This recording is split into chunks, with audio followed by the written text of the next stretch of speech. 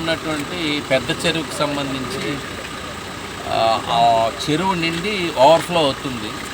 ఆ ఓవర్ఫ్లో అవుతున్నది ఇంతకుముందు ఎప్పుడు కూడా చెరువు నిండటం కానీ పైకి ఓవర్ఫ్లో కానీ లేదు.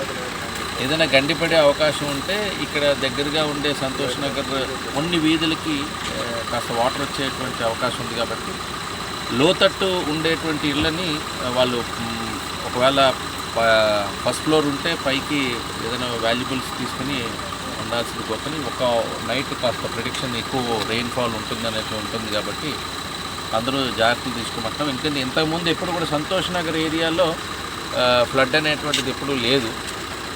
బట్ ఎందుకైనా మంచిది ఇక్కడి నుంచి ఎప్పుడూ లేనిది ఇప్పుడు వాటర్ వస్తుంది. కాబట్టి చెరువు కూడా పూర్తయింది, కంప్లీట్ ఫిల్ అయ్యిందని అంటున్నారు.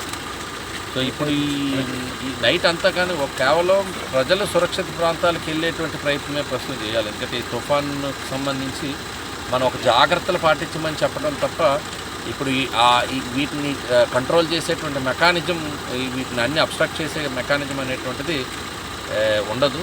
కాబట్టి ఒక్క నైట్ అందరూ జాగ్రత్తగా ఉండాలని కోరుకుంటున్నాను.